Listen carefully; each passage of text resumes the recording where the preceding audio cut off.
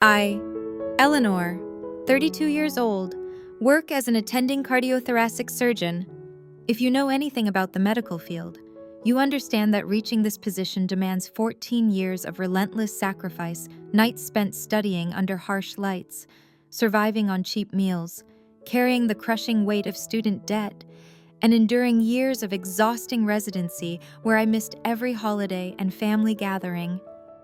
I built this career entirely on my own. On my 18th birthday, my parents, Richard and Susan, made their stance crystal clear. "We have raised you for 18 years, my father said, sipping expensive scotch on the porch of our comfortable suburban home.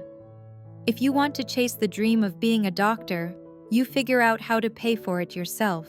We are done contributing." And I did exactly that. I took out massive loans that took me over a decade to repay. During college, I worked 3 jobs simultaneously, living in cramped, run-down apartments just to cover tuition and books. I fought my way to the top of my class, earning every single bit of my success through sheer willpower and exhaustion. There was no safety net beneath me. Every failure was mine to bear. Every success was mine to build alone. Meanwhile, my younger sister Chloe, now 25, lived in a completely different reality. She was the undisputed golden child of the family. While I was signing away my future to cover medical school fees, my parents quietly wrote checks to pay for her entire liberal arts degree tuition, housing, and spending money included. While I was living in a studio apartment infested with mice during my training, they called me one day to happily announce they had gifted Chloe the down payment on a luxury condo downtown because she needed a beautiful space to nurture her creativity. Chloe had never held a steady job for more than 6 months. She called herself a freelance lifestyle curator, which essentially meant posting filtered photos of expensive coffee and clothes while our parents transferred money into her account every month to cover her bills, her car, and her shopping habits. I always knew the favoritism was obvious and painful, but I tried to keep the peace. I loved my family, even if I often felt like an outsider looking in. I told myself that perhaps they loved me in their own way, proud of my independence, while they just felt Chloe needed more help.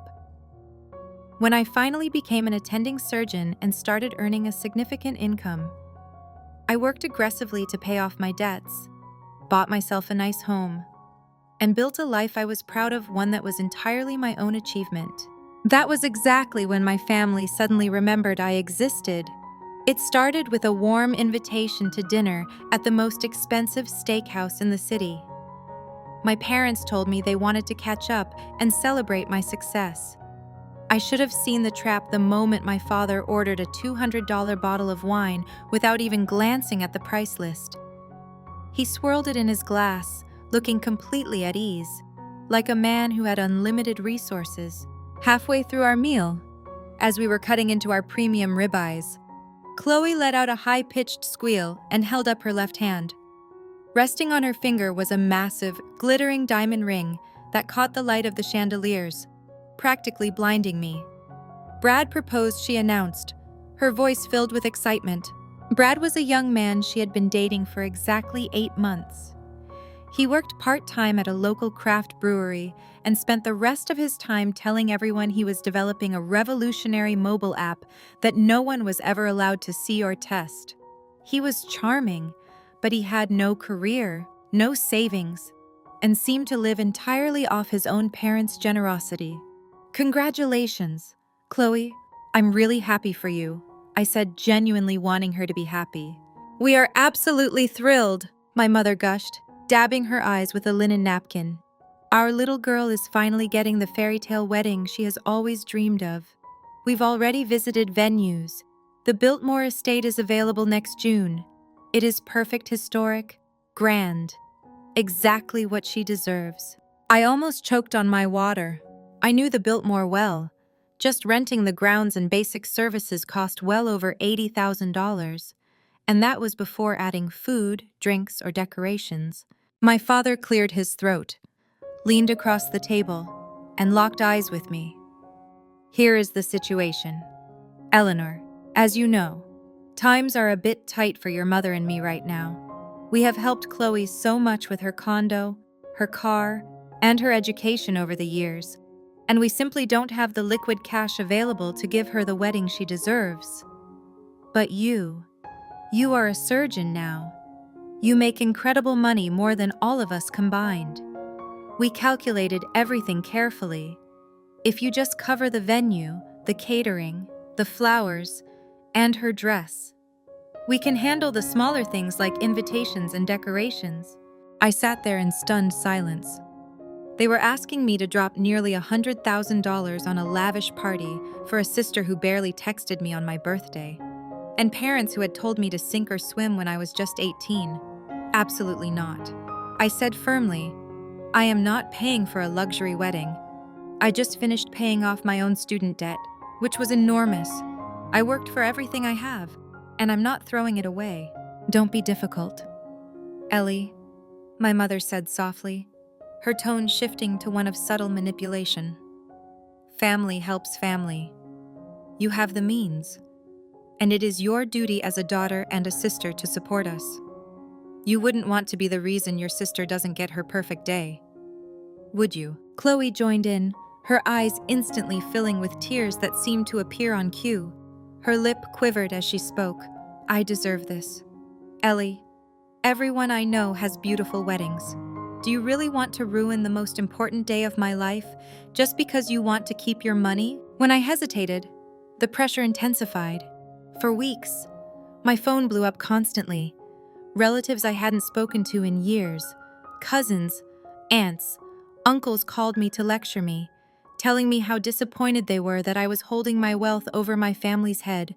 My mother called me crying every single night, saying the stress was giving my father high blood pressure and heart palpitations, implying that his health was entirely my fault. They weaponized guilt, family obligation, and even their own health against me. Eventually, exhausted, emotionally drained, and just wanting the noise to stop, I caved. But this time, I set strict, non-negotiable ground rules. I will not write you a blank check. I told them over a group chat. I will sign the contracts with the venue and the caterer directly, and I will pay them myself. The absolute maximum I will spend is $60,000, not a penny more. And understand this clearly. This payment counts as my wedding gift, my future baby shower gift, and my birthday and holiday gifts to Chloe for the next 30 years. Do you understand? They responded with overwhelming enthusiasm. Thank you, Ellie. You're the best sister in the world ever, Chloe texted, followed by a dozen heart and kiss emojis. My parents sent messages saying how relieved they were and how much they loved me. I thought that would be the end of the drama. I thought I had bought peace. I was so incredibly wrong. It was only the beginning of the humiliation.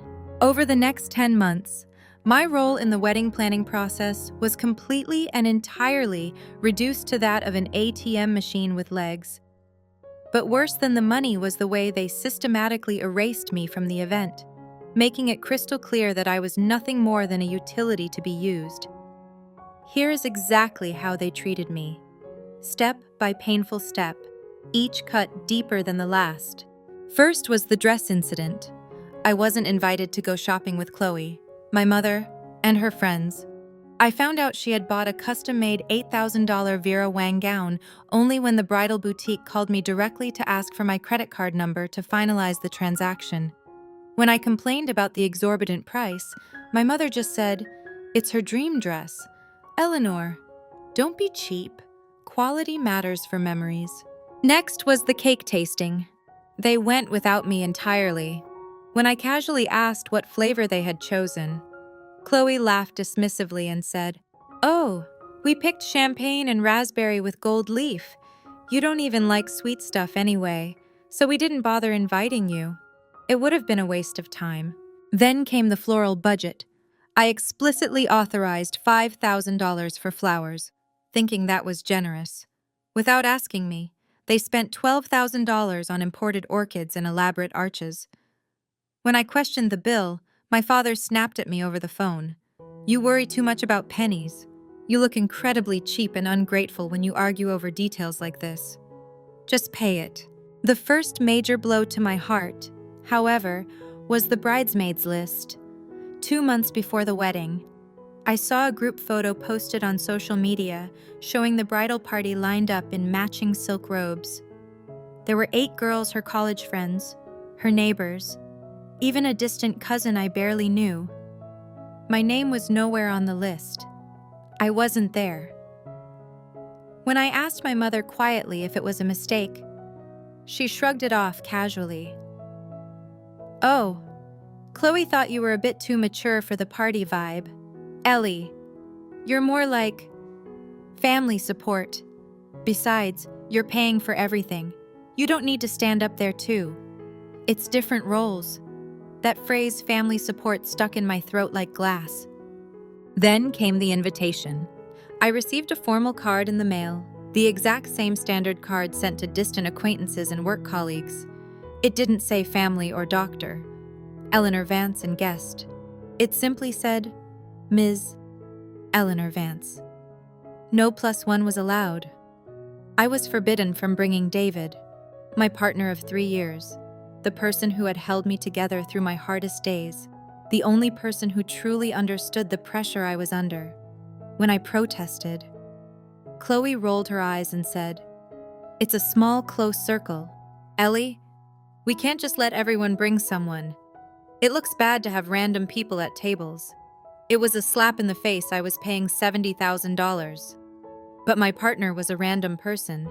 The rehearsal dinner was the moment I truly understood my place in their eyes. They hosted it at an exclusive country club, complete with fine dining and open bar. Toward the end of the evening, the bridesmaids began handing out beautiful customized silk robes, engraved jewelry, and expensive gift bags filled with perfume and cosmetics. I sat there waiting, assuming I would receive one as the sister of the bride, but they walked right past me. "Oh, Ellie, I am so sorry," Chloe said when I caught her eye, putting on a fake, highly exaggerated pout that didn't reach her eyes. "We only ordered enough supplies for the official bridal squad. You know, since you're not actually in the wedding party. Well, you know how it works. I didn't think you'd want one anyway." Later that night, I stepped out to the restroom and overheard her talking to her friends near the doorway. Her tone had changed, completely sharp, bitter, and surprisingly exhausted. There was no fake sweetness, no princess act. This was the moment I realized she wasn't just a villain, she was a product of our parents' own making. "You guys think I actually like living like this?" she said, her voice trembling slightly. "Everyone looks at me and sees the spoiled baby who gets everything. But I never got to be smart, or successful, or independent like her. Mom and Dad always told me, 'You're the pretty one, you're the charming one, we'll handle everything for you.' They made me into this person. I have to be the perfect, happy princess, or they don't love me. It's not like I ever had a choice or a chance to learn how to be anything else." I froze outside the door. Part of me felt a strange, sad empathy for her. But that sympathy vanished quickly, because even if she was a victim, she was happily letting me bleed dry to pay for her golden cage.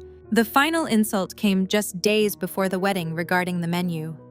I had specifically informed them months ago that I required a vegetarian option due to a severe dietary restriction I've had since childhood. When the final seating and meal list was sent out, my name wasn't listed under any special requirements.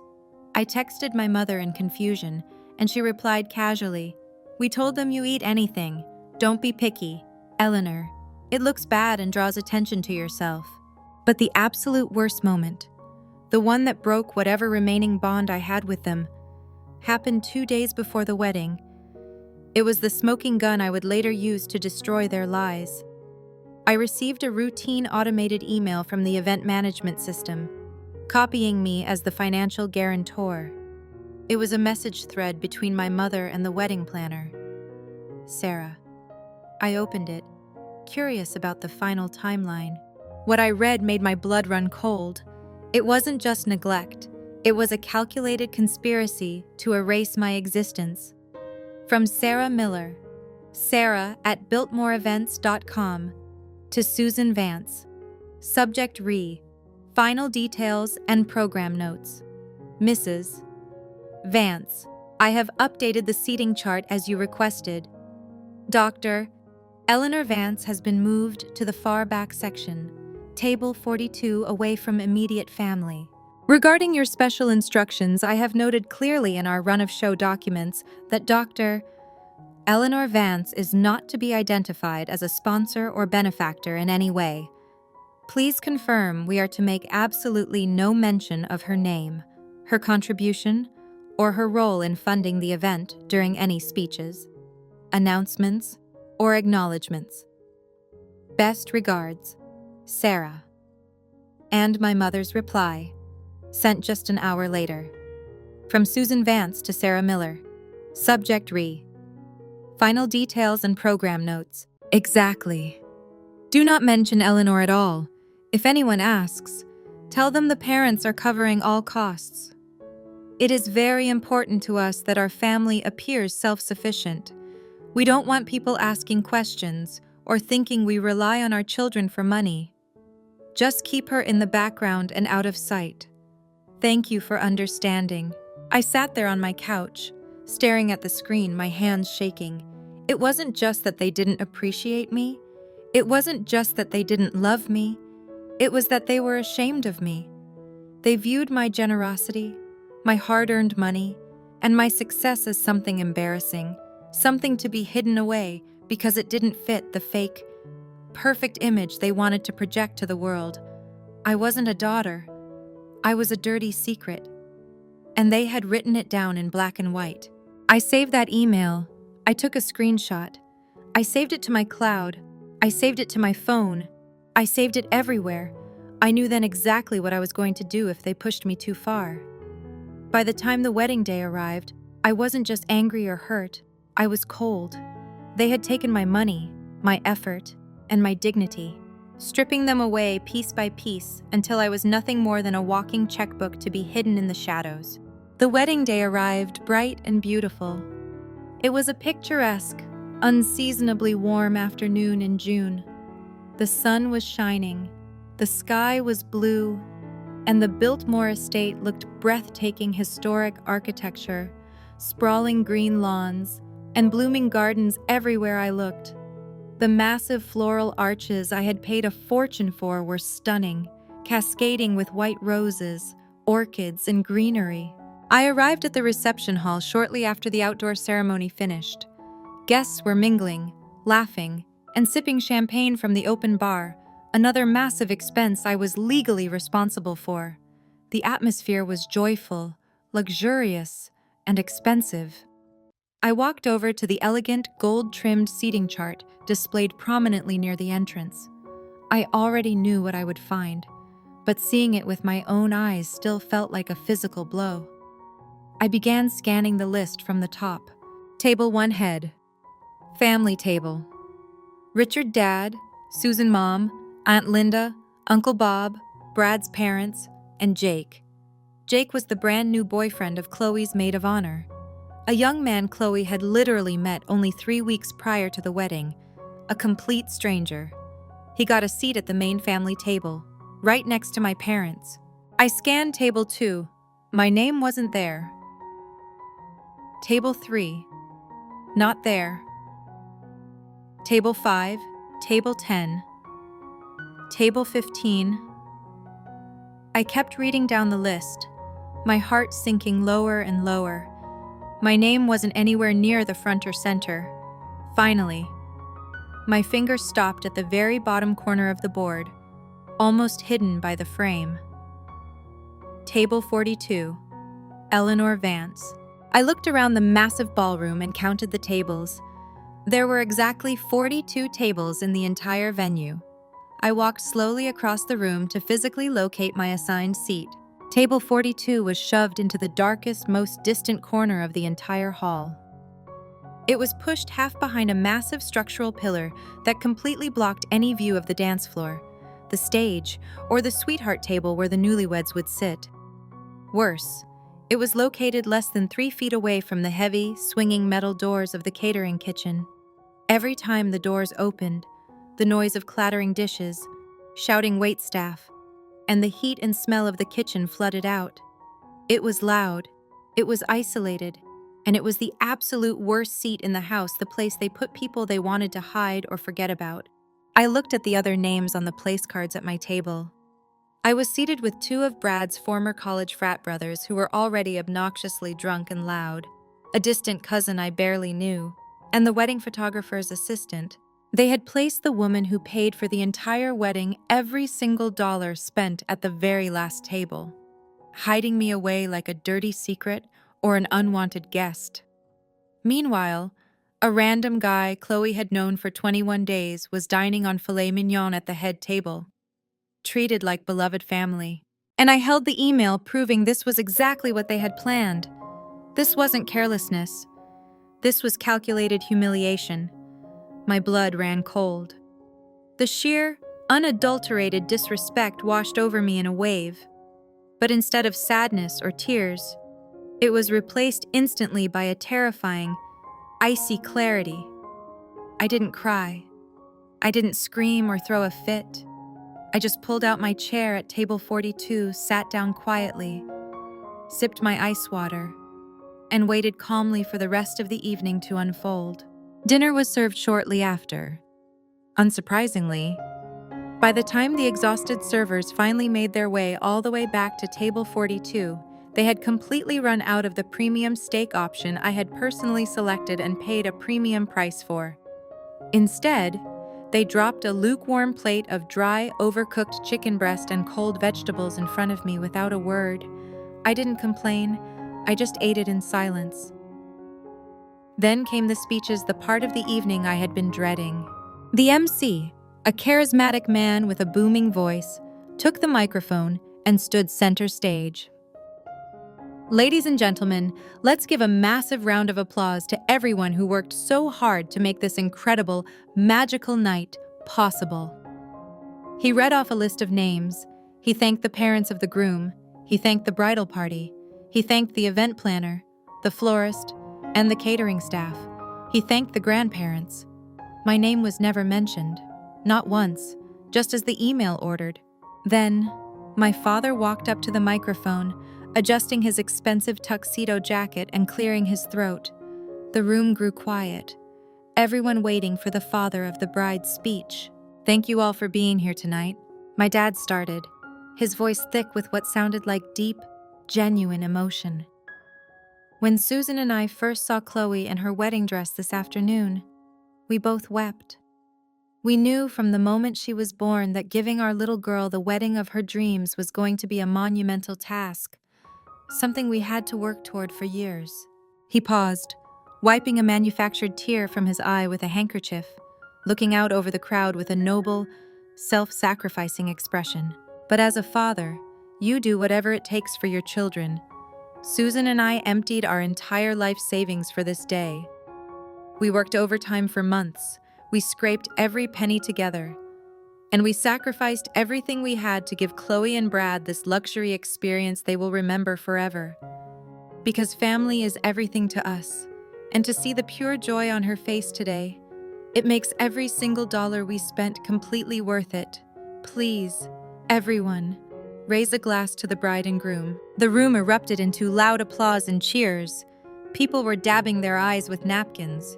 Relatives were looking at my parents with immense admiration, whispering to each other about how generous, selfless, and wonderful they were to sacrifice so much for their daughter.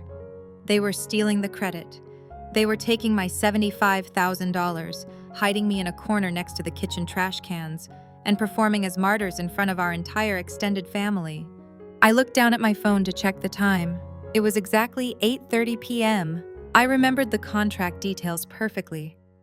According to the agreements I had signed with the Biltmore Estate and the premium catering company, the initial deposits and midway payments had been cleared.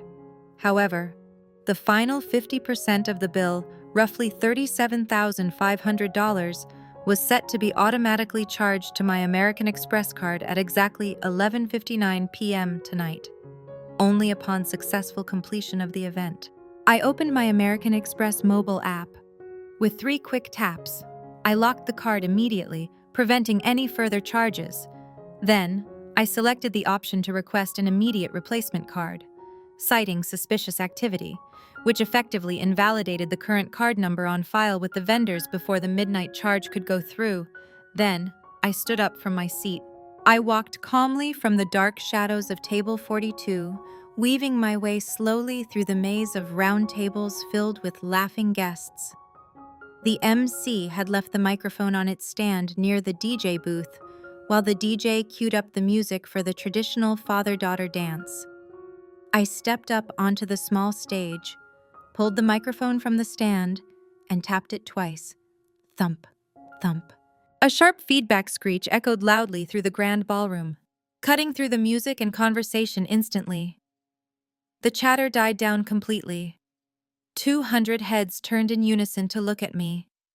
My parents, sitting comfortably at the VIP table, suddenly looked confused and annoyed. Chloe glared at me from the sweetheart table, visibly angry that the attention was no longer focused entirely on her. "Hello, everyone?" I said, my voice steady, clear, and echoing perfectly across the massive room. For those of you who don't know me, or perhaps couldn't see me very well from behind the structural pillar near the kitchen doors at table 42, I am Dr. Eleanor Vance. I am Chloe's older sister. There was a polite, confused smattering of applause. I wanted to come up here and echo my father's beautiful sentiments. I continued, pacing slowly across the empty dance floor, keeping my eyes locked on my parents. He spoke so eloquently just now about sacrifice, about the value of family. He mentioned how he and my mother emptied their savings accounts, how they worked overtime, and sacrificed every single penny they had to pay for this gorgeous $75,000 luxury event we are all enjoying tonight. I paused, letting the numbers sink in. I looked directly at my father. The color was rapidly draining from his face, turning it from red to a sickly white. My mother was gripping the edge of the table so hard her knuckles were pure white. "It is truly inspiring," I said, smiling a cold, unyielding smile that didn't reach my eyes. In fact, hearing him say that is a massive relief to me. You see, up until about 5 minutes ago, I was under the distinct impression that I was the one paying for this wedding. I was the one who put down the $37,500 deposit to rent this venue. I was the one who paid for the open bar you are all drinking from right now. I even paid for the beautiful Vera Wang gown my sister is wearing today. A collective, shocked gasp swept through the room. The silence was so profound you could hear a fork drop on a plate. At table 1, the maid of honor's new boyfriend awkwardly set his wine glass down, eyes wide. Chloe's mouth was hanging open in pure horror, her face turning bright red. "Ellie! Stop right now," my mother hissed loudly, half standing up from her chair, her voice shrill and panicked. But I spoke over her, raising my voice just enough to maintain absolute command of the room. Since my father just publicly announced to all 200 of you that he and my mother personally funded this magical evening, I realized there must have been a terrible misunderstanding all along. They clearly wanted to surprise me by taking over the entire financial burden and proving how much they provide for their children. I reached into my designer clutch and pulled out my phone, holding it high so everyone could see the screen lighting up. And to be fair, I know exactly why they didn't want anyone to know. I actually have the proof right here. 2 days ago, I received an email from the wedding planner. Let me read it to you all, word for word. I began reading loudly, my voice ringing clear and sharp. "Mrs. Vance, I have updated the seating chart as you requested, Doctor. Eleanor Vance has been moved to the far back section, table 42, away from immediate family. Regarding your special instructions, I have noted clearly in our run-of-show documents that Dr. Eleanor Vance is not to be identified as a sponsor or benefactor in any way. Please confirm we are to make absolutely no mention of her name, her contribution, or her role in funding the event during any speeches, announcements, or acknowledgments. I looked straight at my mother, whose face was now a mask of pure terror, and my mother's reply: "Exactly. Do not mention Eleanor at all. If anyone asks, tell them the parents are covering all costs. It is very important to us that our family appears self-sufficient. We don't want people asking questions or thinking we rely on our children for money. Just keep her in the background and out of sight." The reaction was instantaneous. A murmur of disbelief and outrage swept through the crowd like a wave. Relatives were looking at my parents with expressions of shock and disgust. So, out of deep respect for my parents' incredible generosity and their obvious desire to provide for their daughter, and their very clear wish that I stay out of sight, I have just canceled the credit card on file with the Biltmore estate and the catering company. Pandemonium instantly sparked across the room. The catering manager, who was standing near the back doors, snapped his head toward me, his eyes wide with panic and realization. "To the venue manager and the head caterer standing at the back," I said. Looking directly at the staff members, "I am officially and formally withdrawing my financial guarantee for the remaining balance. The final bill of $37,500 that is due at midnight will be handled entirely by Richard and Susan Vance, who are sitting right over there at table 1. They've got it completely covered. They spared no expense, as they told you." "You little bitch!" Chloe screamed, leaping out of her chair, her face contorted with rage and humiliation. "How dare you!" "Congratulations again to the happy couple," I said calmly, my voice steady and clear. I dropped the microphone onto the hardwood floor. It hit the ground with a loud, satisfying thud that echoed through the chaos. What happened next was absolute, beautiful chaos. It was the moment everyone in that room would talk about for decades. Before I even turned to leave, Aunt Linda, my mother's older sister, a woman who had known her for 50 years, stood up slowly from her table. She was shaking her head, looking at my parents with a look of pure disgust. She pointed a trembling finger directly at my mother. "Susan, how could you?" she said, her voice loud enough for the whole room to hear. "You stood there and cried about sacrificing everything. You hid your own daughter away like garbage while she paid for every single thing here.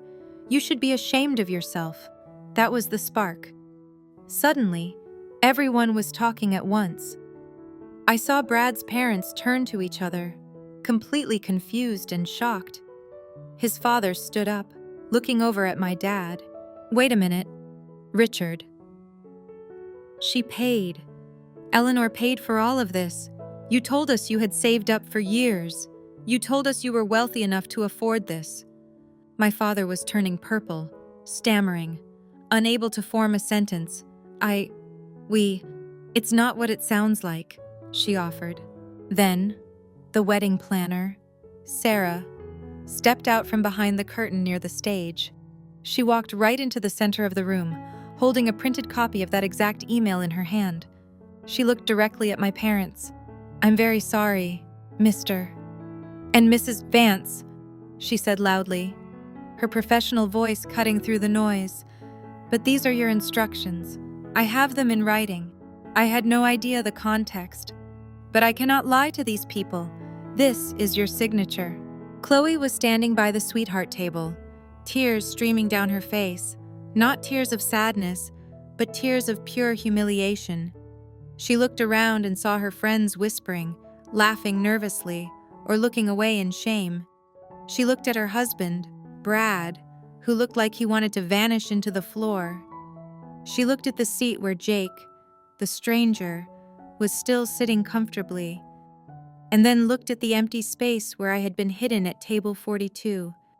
The realization of what she had allowed, what she had participated in, finally hit her. She didn't look like a princess anymore. She looked small, exposed, and foolish. Several guests began grabbing their coats and purses. They had seen enough.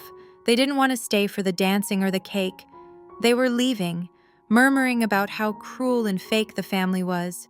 And then, the most terrifying figure of all, appeared the venue manager, a tall, stern man in a sharp suit, holding a thick folder.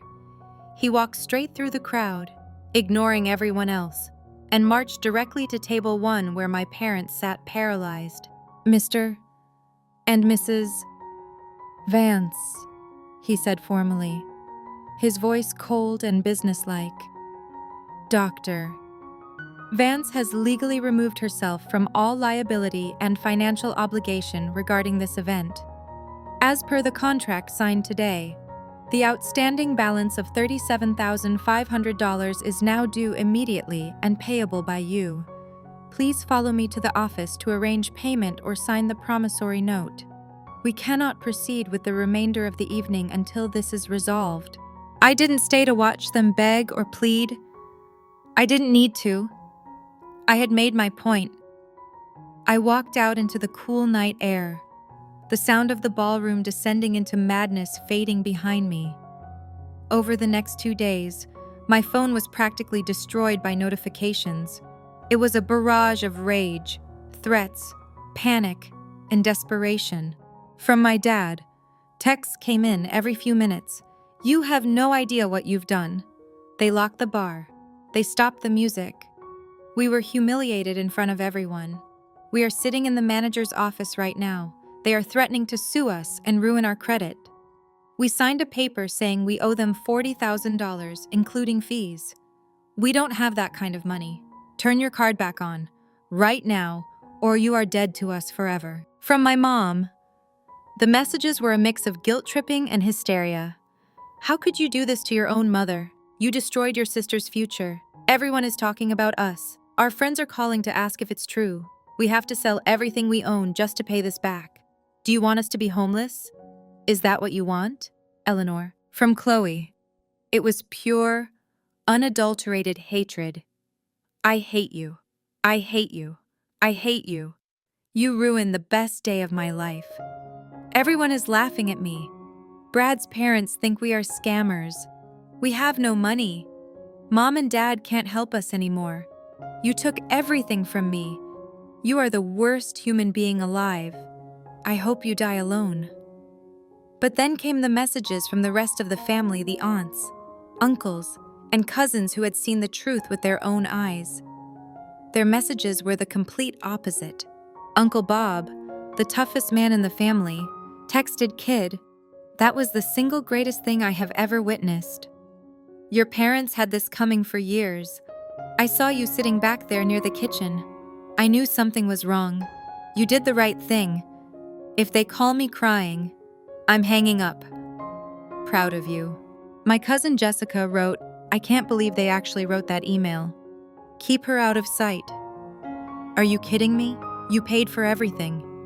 They are sick. Don't listen to them. Everyone here is on your side.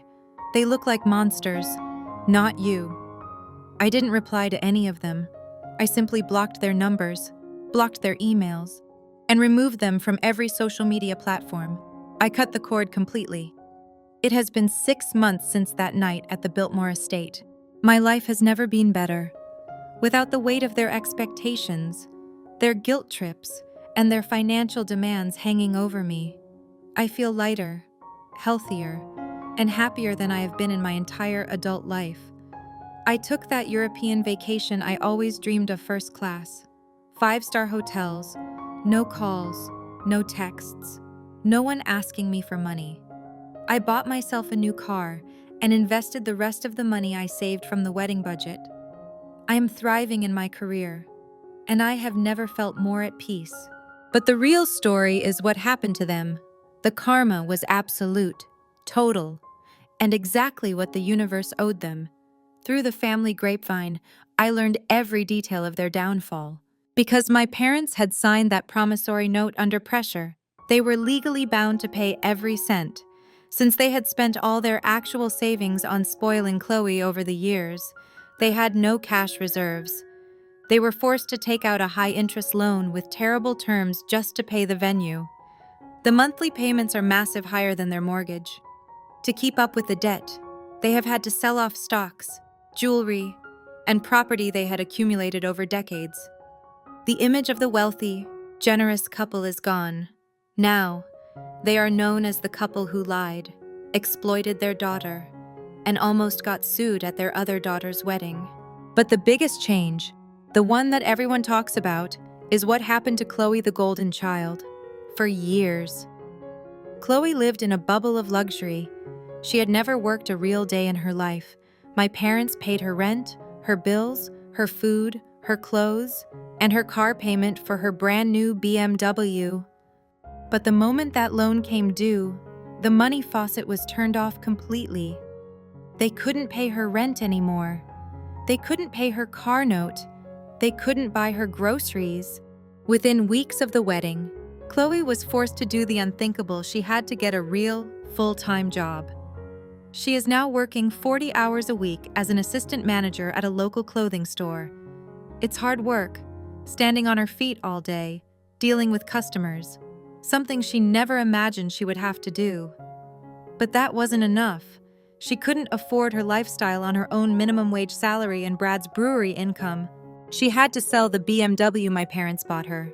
She traded it in for an old used sedan that she could actually afford. Then came the condo, the luxury downtown apartment with the high ceilings and the amazing view. The place she said she needed for her creativity was completely out of her budget without my parents' subsidy. She and Brad had to break the lease, lose their deposit, and move out. They now live in a small, modest, one-bedroom apartment in a regular neighborhood, far from the city center. No doorman, no fancy amenities, just a normal life. I heard from Jessica that Chloe has changed. She isn't posting those glamorous photos anymore.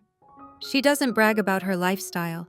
She looks tired, stressed, and older than her age. She is finally learning what I learned when I was 18, that everything costs money, and nothing is free. People often ask me if I feel bad for her. They ask if I regret destroying her perfect life. I always think back to that conversation I overheard in the bathroom. They made me into this person. It's true. My parents did make her that way. They taught her she was entitled, that she was special, that she didn't have to work or be responsible.